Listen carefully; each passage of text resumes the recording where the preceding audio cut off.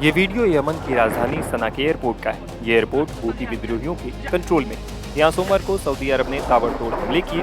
खास बात ये भी है कि ये हमला खुद यमन सरकार के समर्थन से किया गया। दरअसल हूती विद्रोही ईरान समर्थित एक मिलिशिया गुट है। हाल ही में ईरान के पूर्व supreme leader Ayatollah Ali Khamenei के जनाजे में हूती विद्रोहियों का एक दल ईरान पहुंचा था। ये दल सोमवार को यमन वापस लौट रहा था। वे लोग महान एयरलाइंस के विमान का इस्तेमाल कर रहे थे। विमान की लैंडिंग के दौरान ही सऊदी अरब ने सना एयरपोर्ट पर मिसाइलें बरसा दी। हालांकि हूती विद्रोहियों ने भी जवाब देने में देरी नहीं की। घटना के कुछ ही घंटों बाद हूतियों ने भी सऊदी अरब पर मिसाइलें दागी। हमले को लेकर हूती के प्रवक्ता ब्रिगेडियर जनरल याहिया सरी ने सभी एयरलाइंस को सऊदी के हवाई क्षेत्र से उड़ान न भरने की चेतावनी दी है।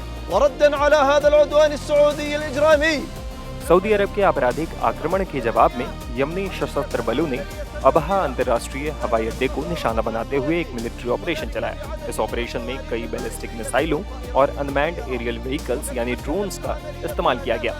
ईश्वर की कृपा से ये ऑपरेशन अपने सभी मकसद को सफलतापूर्वक हासिल करने में कामयाब रहा। सना इंटरनेशनल एयरपोर्ट पर हमला करने के अपने लापरवाह फैसले की वजह से सऊदी दुश्मन को इस क्रूर आक्रमण का सामना करना पड़ रहा है। इसकी पूरी जिम्मेदारी और इसके गंभीर नतीजों का जिम्मेदार खुद सऊदी ही। यह आक्रमण अमेरिकी ज़ायोनी दुश्मनों के हितों की पूर्ति करता है और इसके नतीजों की जिम्मेदारी भी उसी पर होगी। सभी एयरलाइंस को सऊदी अरब के हवाई क्षेत्र में उड़ान भरने के खिलाफ यमनी सशस्त्र बल चेतावनी देते हैं। हम इस बात पर जोर देना चाहते हैं कि जब तक कि सना इंटरनेशनल एयरपोर्ट पर लगाया गया प्रतिबंध समाप्त नहीं कर दिया जाता, तब तक इन चेतावनियों को गंभीरता से लिया जाए। बता दें कि साल 2022 के बाद दोनों देशों के बीच ये सबसे बड़ा तनाव बताया जा रहा है। ये दोनों पक्षों के बीच जारी संघर्ष विराम टूटने का संकेत माना जा रहा है। अमेरिकी समाचार वेबसाइट एक्सियोस की रिपोर्ट के मुताबिक राष्ट्रपति डोनाल्ड ट्रंप ने सऊदी अरब के क्राउन प्रिंस मोहम्मद बिन सलमान से बात की। राष्ट्रपति ट्रंप ने सऊदी को हूती विद्रोहियों के खिलाफ सैन्य कार्रवाई के लिए अपना समर्थन दिया था।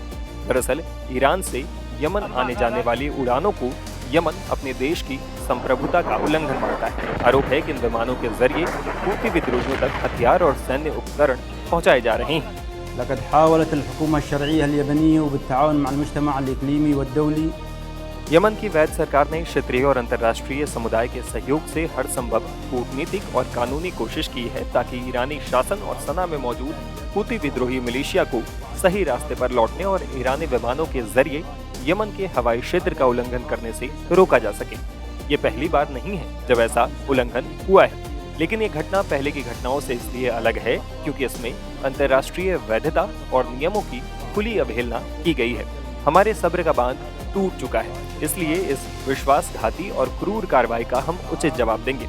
यमन के हवाई क्षेत्र और संप्रभुता का उल्लंघन करने वाले दुश्मन के विमानों का हम अपने पास उपलब्ध हर संभव साधन से मुकाबला करेंगे।